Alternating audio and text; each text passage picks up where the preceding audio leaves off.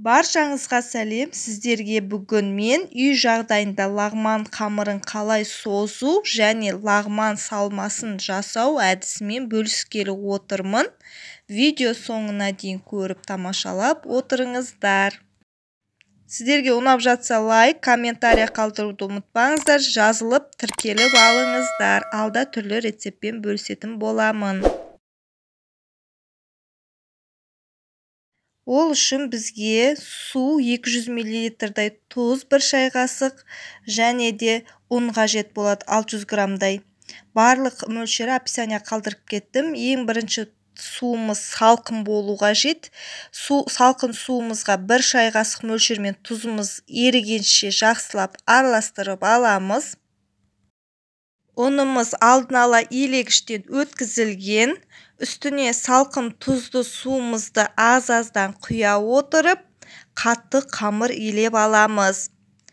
Лағманға қамырымыз міндетті түрде қатты болу қажет және де қатты илену қажет.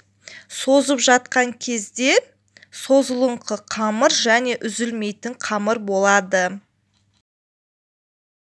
Егерде қолыңызға қамырыңыз жабысып жатса, аздап ұн қосып жіберіңіздер. Ұн қоса отырып, қатты қамыр илеп аламыз.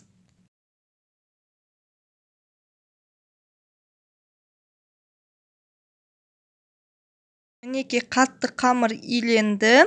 Келесі қамырымызды салафанға салып, 20-30 минутта иыққанғанша бөлме температурасына қойып қоямыз.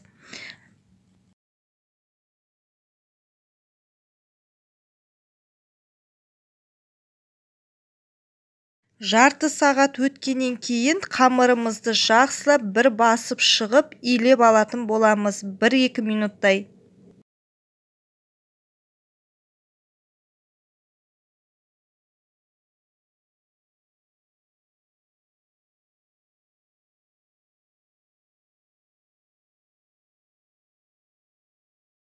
Келесі қамырымызды созылыңқы болу үшін оқтаумен сәл жайып жіберетін боламыз. Оқтаумен жайғаннан кейін ұзын шағып кесіп аламыз пышақтың көмегімен.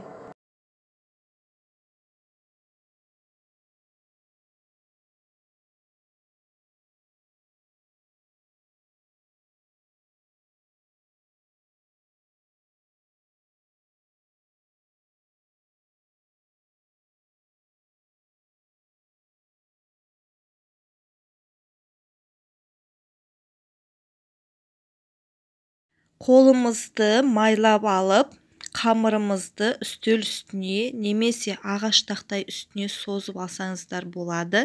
Өзіңізге қандай ыңғайлы үстел үстіне немесе ағаш тақтайшаның үстіне болсын ыңғайлығып, ең алдымен қолымызды майлап аламын. Осылай барлық қамырымды созбай, осылай майлап шығатын боламын. Қамырымыз майлы болған жөн.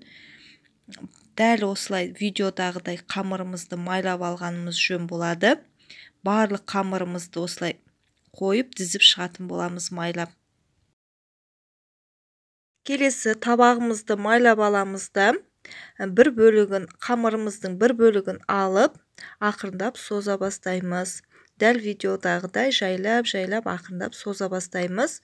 Өте қатты созып қажеті жоқ. Ақырындап созылған қамырымызды табағымызға салып, ұлу тәріздес қып, орап шығып, барлық қамырымызды орап шығатын боламыз. Келесі майлы табақтың үстіне осылай ұлу тәріздес қып орап болғаннан кейін саусақтың ұшымен майлап қоятын боламыз қамырымызды. Келесі барлық қамырымызды да дәл видеодағыдай орап осылай қойып шығатын боламыз. Созыңқылап, сәл ғана жайлап созып қоямыз да, арғарай дізіп шығатын боламыз ұлу тәріздес.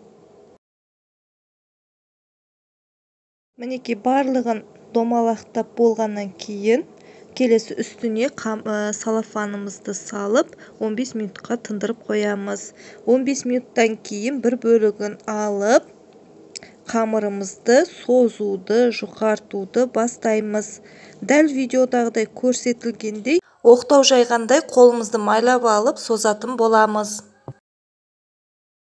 Сіздерге түсінікті болу үшін барынша асықпай, жылдамдатпауға тырысып жатырмын.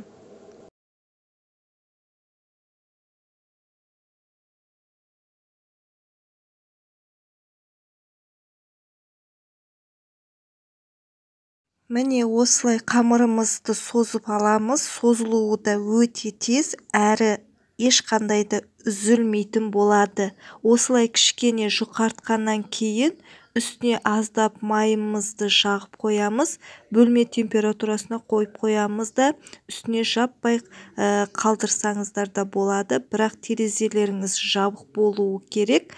Суық ауа болмау керек. Қамырыңыз кеуіп қалады, әрі созылмайтын болады.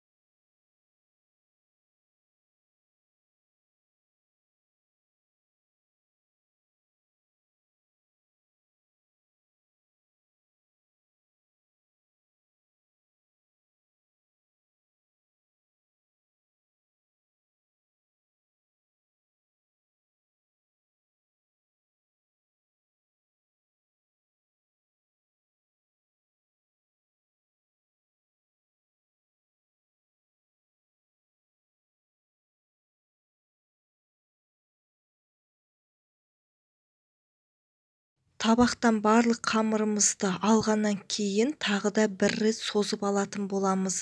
Қолымызды жақсылап жағып, жұқартып аламыз.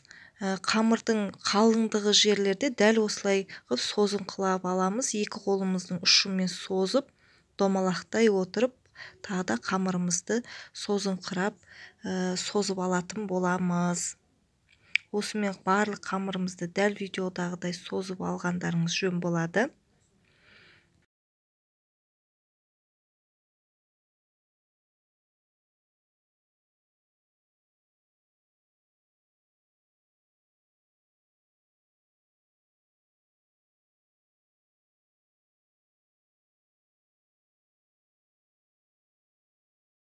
Келесі қамырымызды жұқартып алғаннан кейін ең алдымен қамырымыздың ұшынан ұстап, екі қолымызбен айқастыра отырып, дәл көріп тұрғандарыңыздай бір созып алып, үстелдің үстіне ұрғылап алып, бір созып аламыз. Қамырымыз осымен дайын. Ыстық әрі қайнап тұрған суға салып, пісіріп алатын боламыз. Мінекей осылай қамырымызды шетке қойып, қалған қамырымызды да дәл видеодағыдай көріп тұрғандарыңыздай екі жақ ұшынан ұстап алып, айқастыра отырып, екі қолымызбен созыңқырап жинап алатын боламыз.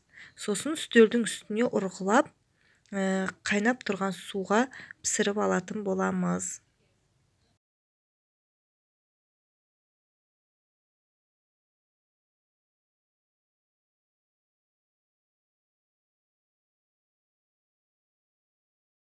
Лағманның қамыры толығымен дайын. Келесі қайнап тұрған суға 1 шай қасық мөлшермен тұз саламын. Көз мөлшермен салдым. 1 қасық мөлшермен салсаңыздар болады. Қақпағын жауып 1 қайнатып алыңыздар. Мінекей қайнап жатыр. Қайнап жатқан кезде лағманның қамырын кезек-кезек саламыз. Барлығын салып жібермеңіздер. Кезек-кезек сала отырып, шанышқының көмегімен қамырымызды қайнап тұрған суда араластырып аламыз. Піскеннен кейін салқын суға салып аламыз.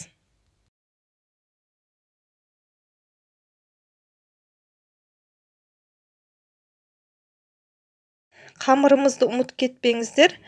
Кезек-кезек салғандарыңыз жөн болады. Барлығын бірден салмаңыздар, өйткені арасы піспей қалады. Осылай дәл видеодағыдай көріп тұрғандарыңыздай араластыра отырып, пісіріп алыңыздар.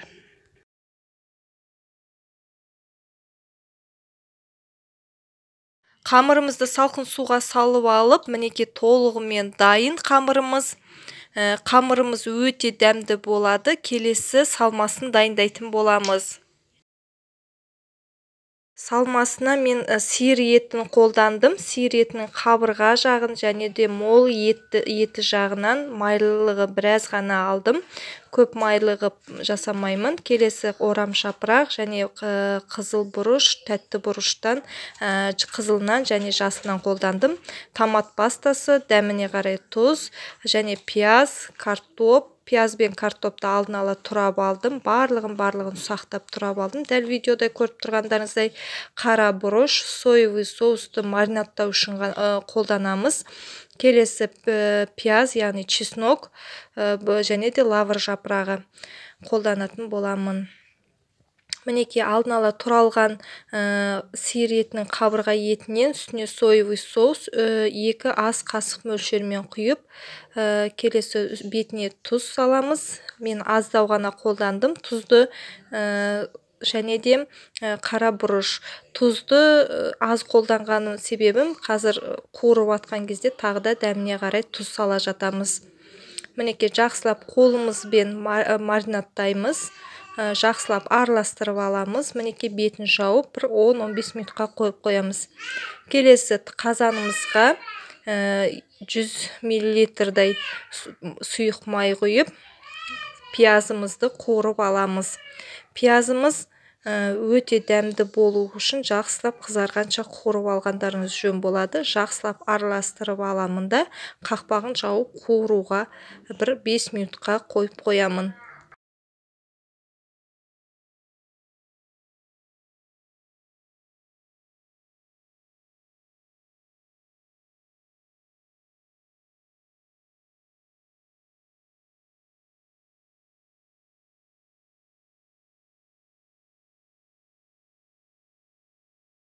Пиязымыз жақсы қуырылып атқан кезде болгар бұрышы, яғни тәтті бұрышымызды саламыз. Өте дәмді болады. Бұны да 1-2 рет қуырып алғандарыңыз жөн. Және де дәмі керемет және иісі де мүңкіп тұрады. Болгар бұрышын міндетті түрде қолданыңыздар. Крышкасын жауып 5 минутқа қалдырамыз. Мінекей жақсылап қуырылып жатыр. Өте дәмді болады. Отын аз қойып қойыңыздар. Міндетті түрде. Келесі етіміз, маринадталған етіміз дайын болды. Етімізді саламыз. Өте жұмсақ болып піседі. Өйткені соевый соус қолданғандықтан өте керемет әрі тез пісетін болады еттеріңіз. Егерде өте қатты болып, кәрі малдың еті болып жатса, міндетті түрде соевый соустан қолданып жіберіңіздер. Мен жас малдың еті болғандықтан міндетті түрде соевый соустан барлық тағамға да қосатын боламын. Өте керемет дәмді, әрі тез піседі, әрі жылдам дайын болады. Етімізді осылай жақсылап араластырып алып, бетінің қақпағын жауып 10-15 минутқа қуырып алатын боламыз. Мінекей тағы да бір араластырып жібереміз. Өте дәмді болады. Арасын қуырып, жай отта қуырғандарыңыз жөн болады. Келесі осы етімен бірге орам жапырақ ұсақтап туралдым. Көріп тұрғандарыңыздай, дәл видеодағыдай ұсақ қып турағандарыңыз жөн болады. Орам жапырағымыз өте дәмді әрі пайдалы әрі витаминге толы орам жапырақ. Міндетті түрде лағмандарыңызға қолдансаңыздар болады. Қақпағын жауып 10 минутқа қуырып алыңыздар етпен бірге. Мінекей етіміз қуырылып жатыр. Және де орам жапырағымыз да дәл видеода да қуырылып жатыр. Өте керемет дәмді шығады. Иісінен ақ білсек те болады. Келесі үстіне томат пастасы. Томат пастасынан 1 ас қасық мөлшермен салсаңыздар да жеткілікті. Мен 2 ас қасық мөлшермен салдым. Дәміне қарай өте керемет болады. Өздеріңіздің қалауларыңыз бойынша салсаңыздар болады. Мінекей мен тұз салып жатырмын. Бағанағы тұздың дәмі аз болғандықтан мен тұз және де қара бұрышты бірге салып жатырмын. Жақсылап араластырып аламын.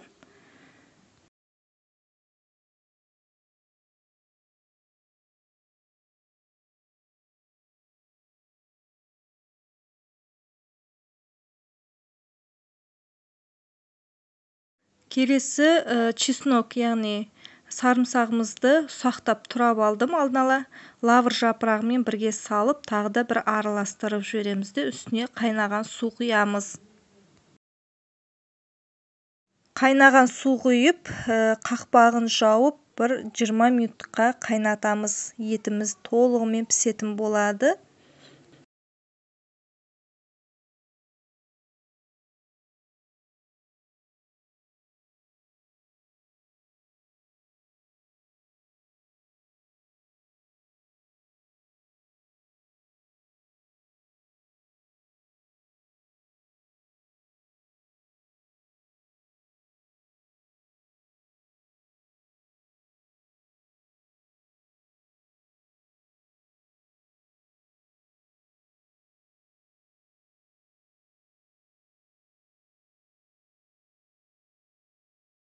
Мінекей қайнап жатыр, жақсылап араластырып аламыз. Етімізде сәл пісіп қалды. Келесі картобымызды саламыз. Картобымызды дәл көріп тұрғандарыңыздай ұзын шағып тұрадым. Өте дәмді болады картоппен де. Арасы мінекей араластыра отырып, қақпағын жауып, бір 10 минутқа қайнатып аламыз. Сонымен картобымыз 10 минуттан кейін дайын болады.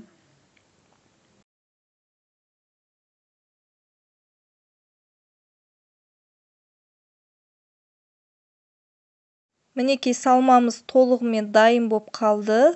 Тұзын, дәмін көреміз. Өте дәмді болған.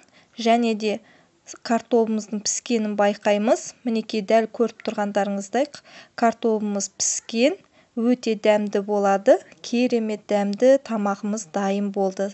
Салмамыз мінекей етімізде жұп-жұмсақ болып піскен. Маған қатты ұнайды осылай дайындаған. Әркім өзі әрқалай жасайды. Келесі қамырымызды ыдысымызға салып, дастархандарыңызға ұсынсаңыздар болады. Өте керемет дәмді болады. Мен балаларыма жиі жасап беріп отырамын. Сүйсіне отырып жейтін болады. Жақындарыңыз керемет дәмді тағаммен бөлісіп отырмын. Мінекей лағман қамыры да, салмасы да бәрі дайын, толығымен дайын болды. Сіздерге ұнап жатса видео лайк басып, комментария қалдыруды ұмытпаңыздар. Достарыңызға поделиться батырмасын басып тезірек жіберіңіздер. Және де подписаться батырмасын басып тіркеліп алыңыздар. Өте дәмді тағаммен бөлісіп отырмын. Және де алдағы күндері өте дәмді тағамдармен бөлісетін боламын. Менімен бірге болыңыздар. Сіздермен бірге болған мен Айдана. Назарларыңызға рахмет.